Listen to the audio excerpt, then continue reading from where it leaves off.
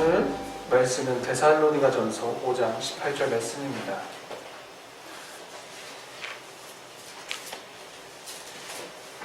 다 같이 우리 한 목소리로 봉독하겠습니다. 범사에 감사하라. 이는 그리스도 예수 안에서 너희를 향하신 하나님의 뜻이니라. 아멘. 그러면 범사에 감사하라는 말씀 제목으로 김성용 담임 목사님 나오셔서 말씀 전하실 때 많은 은혜 받으시기 바랍니다. 할렐루야, 반갑습니다.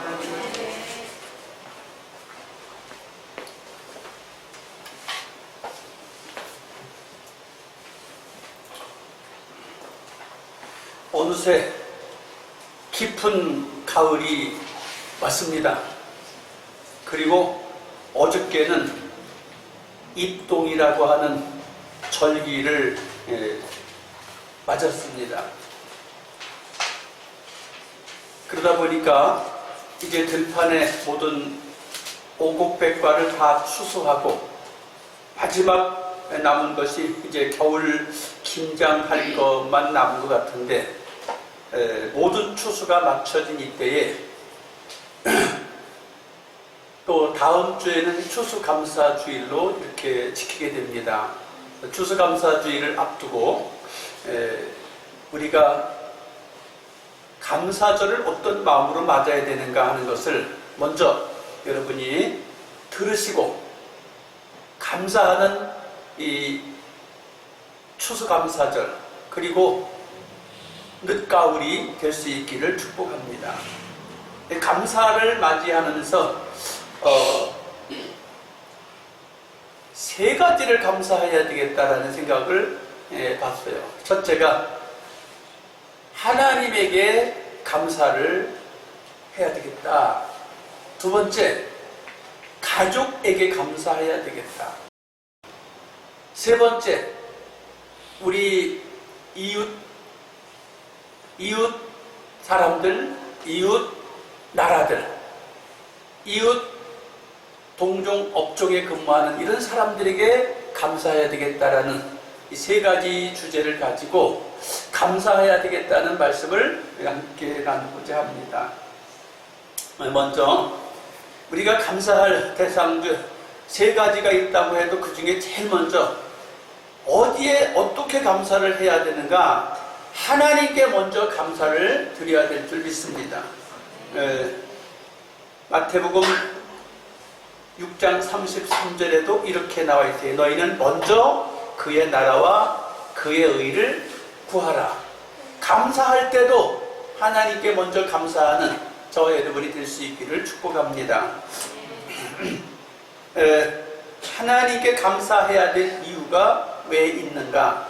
출애굽기 3장 14절에 보면 나는 스스로 있는 자이니라.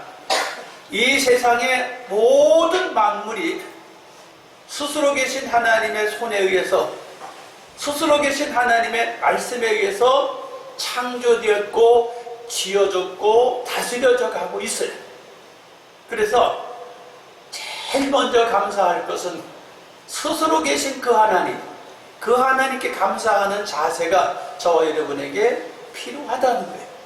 그래서 그분이 어떤 분이냐? 이 출애굽기 3장 14절 말씀은 바로가 모세에게 하나님을 섬기겠습니다 라고 말하게 되면 바로가 하나님이 누구냐? 라고 묻게 될 텐데, 하나님이 나는 스스로 있는 자다 라고 말하라고 그랬어요. 그렇다면 스스로 계신 그분은 어떤 분이냐? 스스로 계신 그분은 어떤 분이냐? 더 구체적으로 살펴보면 모세오경을 살펴보면 하나님은 생사화복, 살고 죽고 복을 받고 화를 당하는 것, 이것이 하나님 것이라는 거예요. 그러니까 저와 여러분이 인생을 살면서 살만한 일이 생겼다, 죽을만한 일이 생겼다, 복받을 일이 생겼다, 화를 당할 일이 생겼다, 다 여호와 하나님의 손에 있고 그 장중에서 나온다는 사실을 우리가 기억해야 돼요. 내가 좋은 일만 있다, 나쁜 일만 있다, 울 일이 있다, 웃을 일이 있다, 그것까지도 오직 주님이 주관하신다. 그러니 저와 여러분이 창조주 되신 그분 앞에 나에게는 한번 따라합시다. 울 일이 안 생기게 해주세요. 슬픈 일이 없게 해주세요. 나쁜 일이 없게 해주세요. 그랬으면 얼마나 좋겠냐. 그랬으면 얼마나 좋겠냐고. 그런데 사람은 이 땅에 태어나서 한 세상 살다 보면 반드시 울 일들이 생겨. 그리고 슬픈 일도 생기고. 그리고 이 땅에 살면서 참 안 생겼으면 좋겠다고 하는 일들도 우리 앞에 다가와요. 자, 그런데 어쩔 수 없이 다가오는 것이라면 우리가 준비하고 맞이할 수 있어요. 어쩔 수 없이 다가오는 것이라면 우리가 준비할 수 있는데 예기치 못한 아픔, 슬픔이 당한다면 준비할 틈도 없어요. 오늘 아침에 교회 와가지고 옥상에 많이 기르던 화분을 4개만 남겨놓고 다 철수시켰어요. 왜? 내일은 영하로 떨어진대요. 영하로 떨어지는데 바깥에 있으면 얼어 죽든지 살든지 둘 중에 하나인데 우리 사람은 생각할 수 있잖아요. 영하가 되면 언다. 내가 기르는 것이 내가 끌어들여서 얼지 않게 지금 오늘 아침에 옮겨놨어요.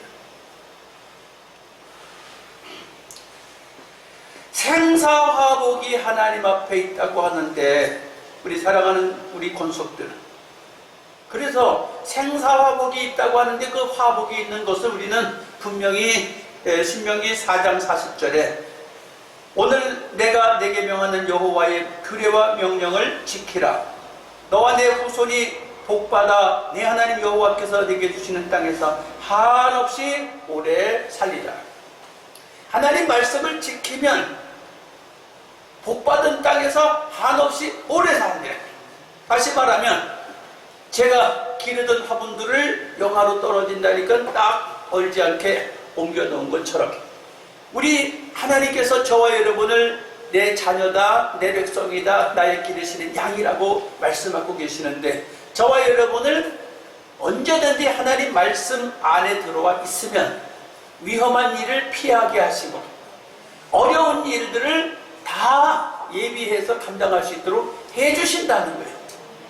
그 은총 아래 거할 수 있기를 축복합니다. 그 은총 아래 거한다는 얘기는 말씀을 듣고 지키는 거예요. 말씀을 듣고 지킨다는 것이 어려운 것이 아니라 내가 복되게 되는 비결이에요. 어제 신문에서 보니까 2021년도에는 주정차 위반을 배로 더 많이 뛰겠다고 하더라고요. 자동차 과속도 더 많이 뛰겠다고 하더라고요. 왜? 좀 많이 걷어야 되겠대. 긴장하셔야 돼요. 세금도 많이 걷어야 되겠지만 자동차 과태료도 많이 걷어내겠다는 거예요. 긴장하셔야 돼요. 그런데 아무리 정부에서 많이 걷는다고 해도 내가 불법을 하지 아니하면 안 해도 됩니다. 근데 잠깐 안 지키면 여지없이 세금을 더 내셔야 될 줄로 믿어요. 신명기 4장 40절 말씀이에요. 말씀을 지켜라. 그것이 내게 준 땅에서 한없이 오래 살게 되는 비결이라는 거예요. 신명기 4장 9절에 너는 스스로 삼가며 내 마음을 힘써 지키라. 두렵건대 내가 그 복도한 일을 잊어버릴까 하노라. 두렵건대 내 생존하는 날 동안에 그 일들이 내 마음에서 떠날까 하노라. 너는 그 일들을 내 아들들과 내 손자들에게 알게 하라.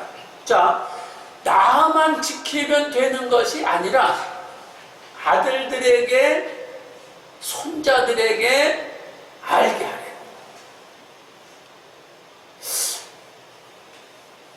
하나님 앞에 감사하라고 하는데, 범사에 감사할 것 중에 하나님 앞에 먼저 감사하라고 하는데, 하나님께서 내게 복을 주신 것 중에 하나가 너가 지키고, 내 아들들이 지키고, 내 딸들이 지키고, 내 손자, 손녀가 지키도록 알게 하라는 거예요. 성경에는 없는 말이 없어요. 알고 지키도록 하라는 거예요. 그러면 내 아들들과 내 손자, 손녀들이 알아듣고 지키게 되면 어떻게 되냐? 자자손손 복을 받는다는 거예요. 그러니까 여러분, 하나님 말씀 안에 들어온다는 것은 감사할 조건 중에 첫 번째고, 감사할 조건 중에 첫 번째일 뿐만 아니라 너무 감사한 거예요. 왜? 친히 알려주시니까. 하나님의 말씀이 친히 인도자가 되어주시고, 하나님 말씀이 친히 내비게이션이 되셔서 알려주시는데 얼마나 감사하냐고 말이에요. 근데 많은 사람들이 내가 지금 처음 가본 길을 가고 있습니다. 내가 처음 직장을 취직했습니다. 내가 처음 장가를 갔습니다. 내가 처음 자식을 낳습니다. 나는 처음이지만 하나님께서는 다 알고 계셔서 처음 가는 직장에서는 이렇게 해라. 처음 결혼해보는 사람에게 이렇게 해라. 처음 자식에게는 이렇게 해라. 처음 인생길을 간다고 이렇게 인생길을 가면 된다고 너무 친절하게 써 있어요.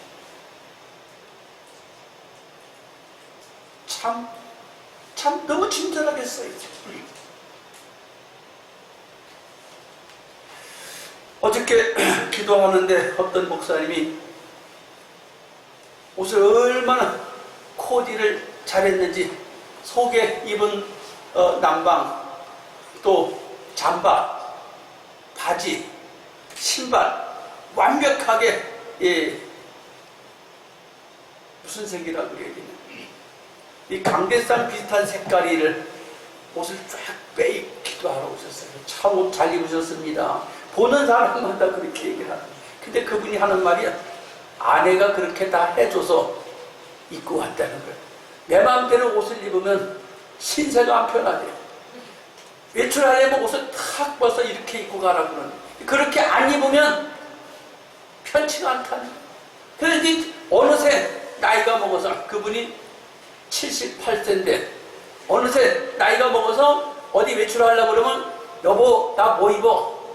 그런다. 자기가 골라서 얼마든지 입을 수 있는데 골라서 입을 생각 자체를 안 한다는 거예요. 아예 다 갖다 주니까.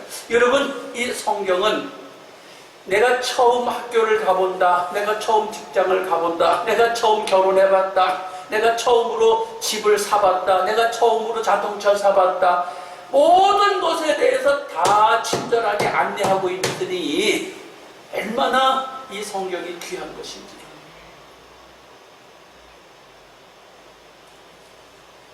그렇게 칭찬들을 하는데 한 여자 목사님이 그러셨어요. 나도 우리 집에서 그렇게 해요. 나도 우리 집에서 그렇게 한대. 나도 우리 남편한테 그렇게 한다는 거예요. 그래서 제가 그랬어요. 나도 그렇게 하기보다 잠언 31장에 써 있습니다. 아내는 남편을 세워줘야 하고, 아내는 남편을 위해서 산업이 핍절하지 않게 해야 하고, 아내는 집에 한 방석을 빨간색으로 해야 되고, 가족들을 빨간색으로 옷을 입혀야 하고, 자식들을 위해서 사례를 받도록 키워야 한다고 성경에 써 있습니다. 나도 그렇게 하는 게 아니라 성경에 그렇게 있습니다라고 제가 얘기했어요. 여러분, 성경에는 너무 친절하게 가르쳐주고 있어요. 자식을 어떻게 키워야 될지 잘 모르겠다고요? 성경에 기록되어 있습니다. 인생을 어떻게 살아야 될지 잘 모르겠다고요? 성경에 너무 친절하게 가르쳐주고 있어요. 그래서 오늘 신명기 4장 9절에 너는 마음을 힘써 지키고 내 자녀들에게, 내 손자 손녀에게 알게 하라. 알게 할 수 있길 축복합니다. 뭘 알게 해요? 하나님을 감사하라고 알게 하라고 말이에요. 하나님을 감사하라고 하는 것을 알게 하라고 말이에요. 나도 하나님을 감사하고 내 자식도 하나님을 감사하고 내 손자 손녀도 하나님을 감사하게 알게 하라는 거예요. 어렵습니까? 이 어려운 게 아니에요. 계속하면 자연스러워요. 근데 어쩌다 한 번 하려고 그러면 어려워. 근데 계속 할 수 있길 축복합니다. 혹시 안 해봤습니다, 목사님. 안 해보셨다면 이제부터라도 하세요. 이제부터라도 하시라고. 할렐루야. 네. 시편 100편 1절에 온 땅이여 여호와께 즐거이 노래하라. 여호와께 노래하라는 말은 여호와께 감사하라는 말이에요. 온 땅이여 여호와께 감사하라. 온 땅이여 여호와를 노래하라는 말이에요. 진짜 그래야 될 필요가 있을까? 제가 전에는 동물의 왕국이나 이런 것들을 매우 좋아했는데 요즘에 조금 바뀌었어요. 걸어서 세상 속으로라는 그런 방송이 나와요. 세계 여러 나라를 이렇게 여행하는 사람이 카메라를 찍어갖고 그걸 보내주는 방송이 있어요. 텔레비 방송이 나오더라고요. 근데 그게 안 가본 지구촌 구석구석을 다 가서 촬영을 해주고 살아가는 모습을 보여주는데 너무 그게 아름다워. 얼마나 아름다우냐? 아, 하나님이 참 저런 세상도 있고 이런 세상도 있고 이렇게 사는 사람도 있고 저렇게 사는 사람도 있구나. 이런 문화도 있고 저런 문화도 있구나. 그 보면서 너무 아름다워요. 저 사람은 저렇게 못 살까 이런 게 아니라 아, 저 사람들은 사는 모습이 참 저렇구나. 이 사람은 이렇게 사는 게 참 그런데 놀라운 것은 모두 다 자연에 순응하고 산다는 거예요. 바닷가에 사는 사람은 바닷가에 사는 삶의 모습으로 순응해서 살고, 산 깊은 곳에, 산중에 사는 사람들은 산속의 깊은 곳에 가서 적응해서 살고, 도시 한복판에 사는 사람은 도시 문화와 문명에 잘 적응해서 사는 걸 보면서 그게 참 아름다운 거예요. 오늘 찬송가 1장을 그래서 내가 설교 시간에 한번 부르고 싶어요. 찬송가 1장 여러분 아시는 분은 따라서 부르세요. 만복의 근원 하나님 온 백성 찬송 드리고 천천사여 찬송하세. 찬송 성부 성자 성령 아멘. 시편 100편 1절에 온 땅이여 여호와를 찬송하라. 온 땅이여 여호와께 감사하라. 그러면 나도 이 땅의 일부예요. 이 자연의 일부에 나도. 여기 있는 이 남촌, 이게 남촌이라고 불러요. 남촌도 하나님을 찬송하고 있어요. 여러분 이 남촌이 찬송하고 있는 게 보이셔요? 보이셔야 됩니다. 어떻게 찬송하는 게 보여요? 빨갛게 찬송하잖아. 이게 봄에는 절대로 이파리가 빨갛지 않습니다. 봄에는 새파란색이에요. 그러다가 차츰 물이 들어서 빨갛게 돼요.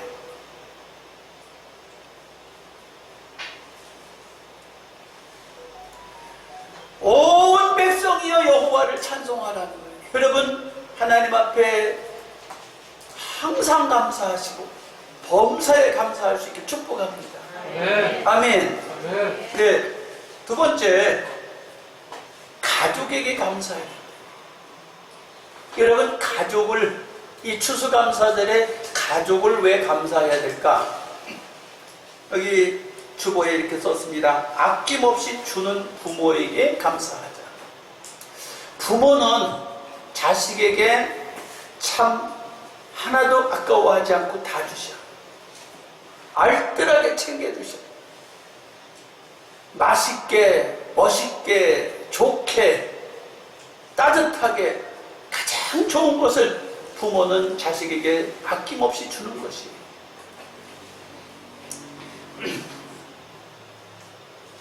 지난 주간에 장모님께서 소천하셔서 장례식을 이렇게 치르고 왔는데 우리 성도님들의 사랑과 격려와 따뜻한 마음으로 장례식을 잘 모셨습니다. 그런데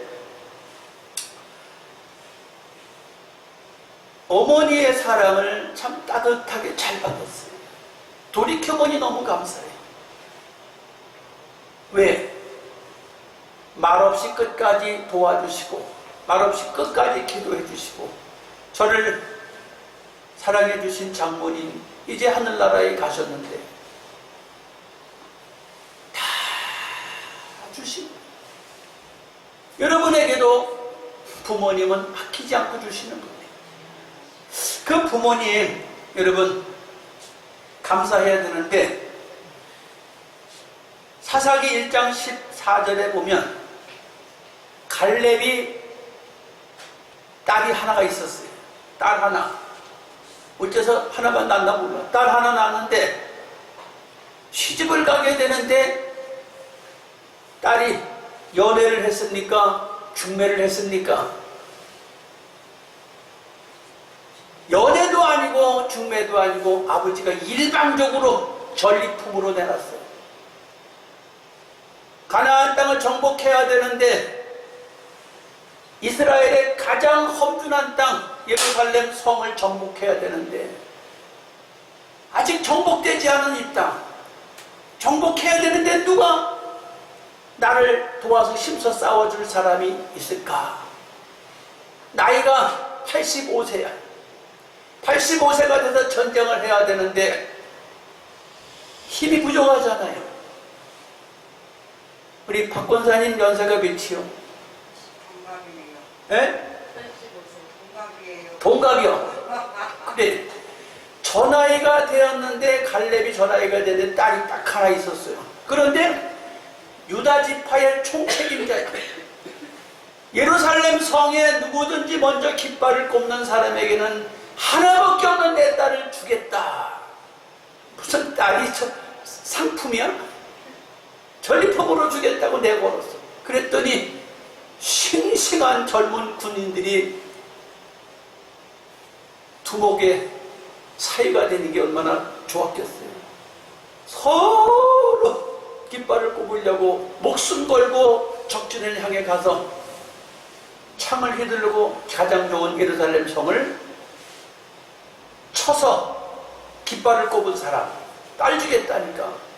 그 중에 갈렙의 조카가 또 가장 용감해갖고 갈렙의 조카가 깃발을 꼽고 갈렙의 사이가 됐어요. 구약시대 때는 이렇게 7인척 간에도 결혼을 해서 사촌 간에도 하고 뭐 이렇게 했는데 갈렙도 그렇게 된 거예요. 그래서 절대로 갈렙의 딸이 내가 저 남자하고 좋아서 결혼하겠습니다도 아니고 선 좀 봐라도 아니야. 그냥 일방적으로 전리품이 된 거예요. 나이도 성격도 환경도 배경도 필요 없이 일방적으로 결혼하게 됐는데 결혼에 앞서서 요청하는 게 있어요. 아빠 나에게 신랑을 붙여주고 결혼을 시킨다면 저기 있는 윗셈을 하나 주세요. 시집갈 때 셈을 하나 달라고 해서 셈이 어떤 것이냐, 오늘날로 말하면 재산 목록과 같은 거예요. 구약시대의 이스라엘 땅에는 날씨는 덥고 가뭄이 심한 곳이기에 아무나 우물을 가지고 있지 않아요. 부자의 족장 하나가 그 마을의 하나 대표로 가지고 있는 것이고 아무나 가지고 있는 우물이 아닌데 그 밭곁에 있는 우물을 달라고 요청했어요. 자, 그러니까 아버지가 그 우물을 아끼겠어요? 우모를 아끼는 게 아니라 윗셈 하나 달라고 했는데 윗셈도 주고 아랫셈도 줬대. 셈을 2개를 줬대. 그럼 셈을 2개를 주면 뭘 했다는 거예요? 땅도 넓게 차지할 수 있게 해줬다는 거예요. 부모는 자식이 요청하면 해줄 수 있는 대로 다 해주는 거예요. 부모 되신 분들 자식 치닥거리냐고 수고가 많습니다. 또 자식 된 분들은 부모에게 요청할 수 있는 권한이 있으니까 감사한데, 예, 요청하고 싶은 대로 하세요. 요청하고 싶은 대로 하세요. 근데 갈렙의 딸이 나이가 좀 많았지 않겠어요? 85세 된 사람의 외동딸이니까 좋은 거를 다 주고 싶었죠. 두 번째, 누가복음 15장의 이야기입니다. 어떤 실수, 어떤 허물 용납하고 사랑해 주시는 부모님께 우리 감사하자. 부모는 어떤 분이냐? 자식이 어떤 실수를 해도, 자식이 어떤 허물이 있어도 용납하고 덮어주고 사랑해 주는 게 부모예요. 여러분, 부모에게, 이런 부모에게 감사해야 되지 않아요? 추수감사절을 맞아서 하나님께만 감사할 게 아니라 여러분 부모에게도 감사의 마음을 품어야 돼요. 부모가 적극 후원하고 부모가 적극 도와주기 때문에 오늘 내가 여기 있는 거예요. 내가 그냥 여기 있는 거 아니에요. 할렐루야. 부모의 사랑에 감사해야 돼요. 형제끼리 오늘 누가복음 15장에 보니까 집 나간 탕자가 돌아왔는데 집안에 집도 안 나가고 마지로 잘 열심히 일하고 있던 마지가 와서 승질 내고 짜증내는 거예요. 저 새끼는 부모한테 불효하고 재산 다 가져갔던 놈이 이제 와가지고 뭘 또 더 필요한 게 있다고 와가지고 저래 하면서 짜증을 내고 불평을 하니까, 원망을 하니까 아버지가 하시는 말씀이, 쟤는 잃어버렸다가 다시 얻은 아들이고 죽었다가 다시 찾은 아들이라고 이렇게 표현을 해요. 그러니까 아무리 허물이 있고 아무리 잘못하고 실수가 있어도 그 부모는 자식을 그렇게 생각해. 그러면 근데 그 큰아들은 또 집도 안 나갔고 속도 안 새긴 이 큰아들은 아빠한테 와서 왜 쟤는 저렇게 해주냐 그러면서 또 그 불평하는데, 역시 그 집을 안 나갔을 뿐이지, 집을 안 나갔을 뿐이지 즐거워하는 아버지 앞에 와서 찬물을 끼얹으면서 속썩일 일은 또 뭐가 있어요? 이 참, 이 마지도 사실은 부모의 마음을 힘들게 하고 있어요. 그렇지만 그 마지에게도 얘 이거 전부 다 네 거 아니냐? 이렇게 또 대답하지. 작은 아들은 자기 몫을 가져가서 호랑방탕에서 날렸지만, 얘야 이 큰애야 이 모든 게 다 네 거 아니니? 라고 말하는 거예요. 여러분, 천국의 확신을 갖기 축복합니다. 그리고 부모에게 감사하셔야 될 조건이 뭐냐면, 오늘날 우리 대한민국의 웬만한 사람들은 아주 부자가 아닌 이상 자식한테 유산으로 다 주잖아요. 대부분 다 주잖아요. 안 줘요? 아이고, 저기 제일 나이 어린 친구가 아니라 걱정하지 말아요. 부모가 충분히 사랑해 주실 겁니다.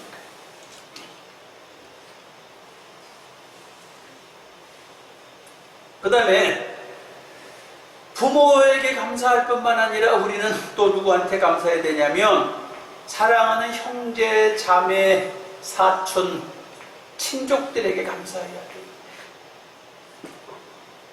성경에 보니까 아브라함과 조카 롯 이야기가 나오고, 모르드게와 사촌 에스더 이야기가 나오고, 유다와 그 형제 11명의 이야기가 11명의 이야기가 나와요. 여기 또 신약 성경에 와서 보니까 바나바와 마가의 이야기가 제가 주보에다가 실어놨습니다. 삼촌이라는 이유 하나 때문에 조카를 책임지고 살게 만들어줘요. 삼촌이 부모가 아니잖아요. 근데 작은아버지라는 이유 하나 때문에 조카 롯을 살게 만들어주고, 살게 만들어줄 뿐만 아니라 인생 파탄이 나고 인생 부도가 났는데 다시 또 끌어안고 또 살게 만들어줘요. 모르드게가 사촌지간에 있는 에스더를, 여기도 아마 작은아버지가 일찍 돌아가신 것 같아요. 또 모르드게의 부모님도 연세가 많았던 것 같아요. 친딸처럼 키웠다고 해요.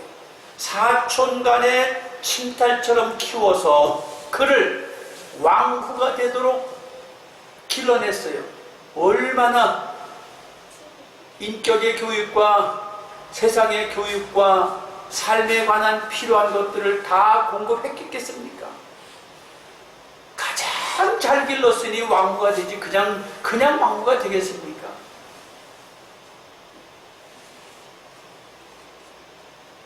야곱의 12형제, 그 중에 유다가, 형제들이 다 아버지께서 작은 막내 베냐민을 못 보내겠다고 하니까 다들 어떻게 할지 모르고 끙끙대고 있을 때에 유다가 아버지 앞에 와서 하는 말이, 아버지, 내 아들, 다시 말하면 야곱에게 손자예요. 유다의 아들 손자를 아버지 앞에 갖다 맡기면서, 아버지, 만약에 내가 베냐민 동생을 데리고 갔다가 데리고 오지 못하면 내 아들을 죽이세요.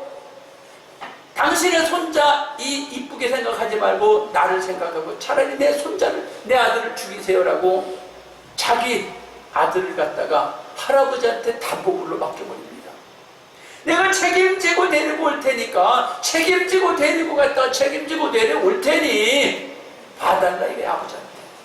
여러분, 사실 우리가 세상 살면서 부모, 형제의 도움이 없이, 작은아버지, 큰아버지, 이모, 고모의 도움 없이 세상을 그렇게 잘 살 수 있는 것은 아닙니다. 우리가 서로 챙겨주고 챙겨받고 사는 게 이게 인생사예요. 어떤 부모가 일찍 죽고 싶고, 어떤 자식이 일찍 세상 떠나고 싶은 게 어디 있겠어요? 그러나 그게 내 마음대로 되지 않잖아요. 슬픈 일이 내 마음대로 없고 있고가 아니잖아요. 인생사가 내 마음대로 되는 게 아니기 때문에. 그런데 여기 보니까 작은아버지가 또는 사촌이 또는 형제가 서로가 위급할 때는 도와주는데 어디까지 도와주냐? 살게끔 해주는 걸 보잖아요. 이 추수감사절에 우리는 정말로 부모, 형제, 친족에게도 감사를 잊으면 안 되겠다. 할렐루야. 나 혼자 사는 거 아니에요. 인생사는 나 혼자 사는 게 아니고 항상 그늘만 있는 것도 아닙니다. 항상 그늘만 있는 것도 아니고 언제나 또 때학비처럼 그냥 계속 무거운 짐만 지고 사랑을 공급해야만 되는 것도 아닙니다. 인생사는 돌고 돌고 삶은 그늘과 양지가 교차되는 게 인생인데, 여러분, 이 추수감사절을 맞으면서 부모, 형제, 친척과 친족들에게 감사하면서 살아갈 수 있기를 축복합니다. 근데 이번 추수감사절에는 하나님 앞에도 반드시 감사하지만 정말로 친족들을 돌아보면서 내가 챙길 사람은 없는가? 내가 감사할 사람은 없는가? 친족들을 좀 생각해보고 감사할 건 감사하고 도와줄 사람은 좀 도와줘가면서 추수감사절을 맞았으면 좋겠습니다. 세 번째, 우리가 누구한테 또 감사해야 되냐? 이웃 사촌에게 감사해야 돼. 이웃 사촌에게. 이번에는 트럼프, 바이든 그 대통령 선거하는데 한국의 대통령 뽑는 것 마냥 뉴스 시간마다 방송을 열심히 하대, KBS에서. 옛날엔 별로 안 그랬는데 이번에는 아주 미국 대통령에 대해서 계속 방송이 나오더라고요. 그 다음에 일본의 아베 총리가 이제 사임을 하고 스가 총리가 돼서 정권이 바뀌었는데 왜 일본하고는 이렇게 우리가 껄끄럽고 힘든 관계인지 모르겠어요. 이웃 사촌은 이웃 사촌인데 일본이 우리를 36년간 지배했고 지금도 우리보다 훨씬 경제적으로 부강하니까 우리를 아주 갖고 놀으려고 그래요. 그러니까 우리는 또 안 당하려고, 우리도 나름대로 이제 잘 산다고 생각하니까 안 당하려고 하다 보니 관계가 참 힘들고 그런 관계로 지내갑니다. 그 다음에 또 주변 국가 중국은 또 어때요? 미국하고 힘을 겨루니까 우리 한국을 갖고 놀아요. 참 갖고 노는데 그렇다고 빠져나올 힘이 없어. 미국의 소나기에서 빠져나올 수도 없고 중국의 소나기에서 빠져나올 수도 없고 그 가까운 또 북한의 김정은이는 핵 가지고 한국을 아주 갖고 놀으려고 거예요. 아니 왜 이렇게 힘들지요? 그 다음에 이것만 힘든가요? 국가 간의 이웃 사촌 국가만 힘든 게 아니라 우리가 인생사를 살아가는데도 같은 업종에 근무하는 사람들, 세탁기 만드는 회사 똑같이 세탁기 경쟁을 해야 돼. TV 만드는 회사 똑같이 경쟁을 해야 돼. 자동차 만드는 회사 똑같이 경쟁을 해야 돼. 마스크 만드는 회사 똑같이 경쟁을 해야 돼. 우리는 치열한 경쟁 속에 살아가. 근데 이게 도대체 그럼 이웃사촌이 좋은 거야, 나쁜 거야? 어떻게 보면 이웃사촌이 나쁜 것 같아. 이웃사촌이 땅을 사면 배가 아픈 것 같고 이웃이 잘 되면 내가 손해보는 것 같은데 사실은 그렇지도 않다는 것을 아셔야 돼요. 왜요? 감사해야 돼. 미국 때문에 감사하고 중국 때문에 감사해야 되고 일본 때문에 감사해야 되고 북한 때문에 감사해야 되고. 할렐루야. 네. 동종 업종에 근무하는 사람 때문에도 감사해야 돼. 요즘에는 또 이웃 사촌이 없어가지고 옆집에 사는 사람하고도 대화가 없고 위층 사람 아래층 사람하고 대화가 없는 시대예요. 왜? 직업도 다르고 출퇴근도 다르고 의식구조도 다르니까 서로 별로 교제가 없이 지내요. 근데 어저께 저녁엔 우리 앞집 사는 분이 아파트, 빌라 입구를 딱 들어서는데 뒤에서 오다 말고 안녕하세요 하고 난 처음 인사 받아봤어. 처음 인사 받아봤어. 아가씨인지 아줌마인지 알 수가 없는데 아이가 혼자 살아. 처음 인사 받아봤어.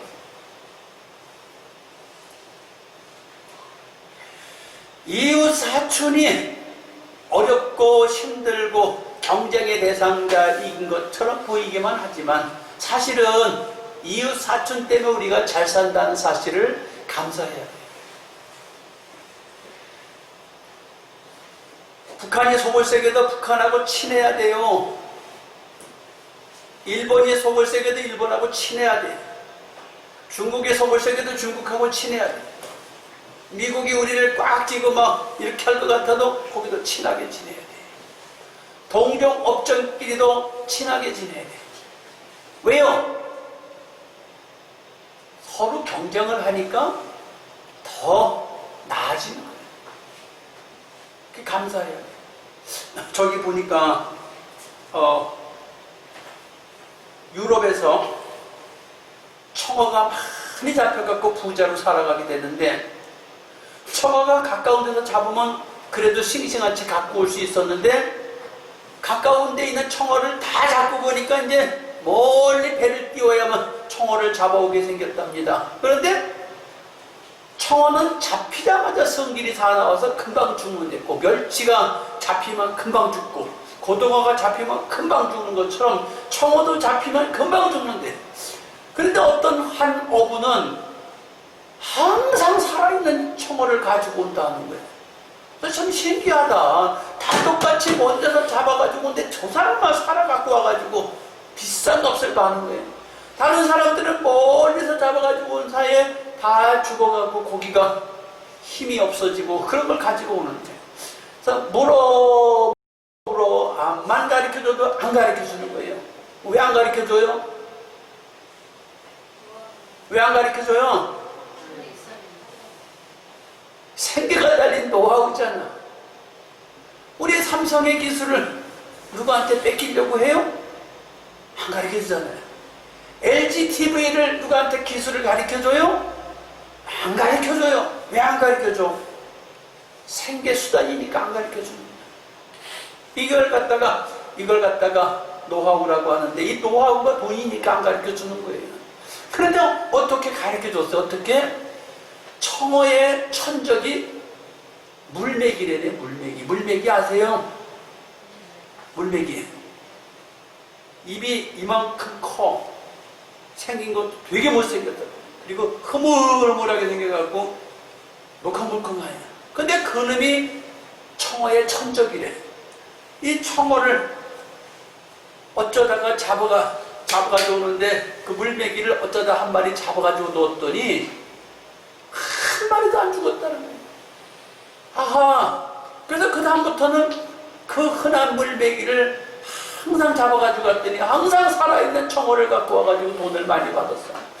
그래서 그 노하우를 물었더니 나중에는 가르쳐 주더니, 청어가 있으면, 물메기가 있으면 청어가 안 죽는다고. 살라고 도망다니다 보니까, 따라합시다. 살라고 치열한 경쟁이. 이거 미운 것만은 아니야. 미운 것만은 아니라. 또 비슷한 얘기가 또 있어요. 우리 한국에도 활어. 저 동해안에서 잡은 고기, 또 남해안에서 잡은 고기, 서해안에서 잡은 고기를 다 가게들마다 죽은 고기 갖고 오는 가게가 있어요. 다 산고기 갖고 와가지고 수족관에서 회 떠서 팔아서 비싸게 받잖아요. 그 고기가 살아서 운반하는 방법이 뭐냐? 살아서 운반하는 방법이 뭐냐? 한국에 있는 많은 그 동쪽에서 남쪽에서 서쪽에서 잡아온 이 고기들을 살리는 방법은 첫 번째가 뭐냐? 첫 번째가 그 상어 아세요? 큰 상어만 있는 게 아니라 조그만 상어도, 상어만 수족관에 한 마리 집어넣으면 살라고 다 돌아다니려고 한 마리도 안 죽는. 근데 원체 많으면 또 가끔 죽는데, 그 왜 죽냐? 산소가 부족해서. 그래서 그 고기 운반하는 차는 전부 다 상어를 갖다 넣고 다니고 산소를 다 갖다 공급하니까 한 마리도 안 죽고 운반하는 거예요. 자, 이런 이야기가 뭡니까? 우리가 이웃 사촌 간에도 그 치열한 경쟁 속에서 서로 경쟁자고 미워하고, 저 사람이 잘 되면 내가 배가 아파, 이런 게 아니라, 그런 가운데도 나도 살고 저 사람도 살게 되는 원동력이 된다는 거예요. 우리는 이 추수감사절을 맞아서 하나님 앞에도 감사해야 되고, 부모, 형제, 친척들에게도 감사해야 되고, 그 다음에 우리 삶의 주변에 국가이든지 주변의 경쟁업자든지 누구든지 감사해야 될 대상이라는 거예요. 이 추수감사절을 맞으면서 여러분, 감사로 한 해를 이렇게 마무리 짓고 인생사를 잘 감사하며 살아갈 수 있기를 축복합니다. 기도하겠습니다.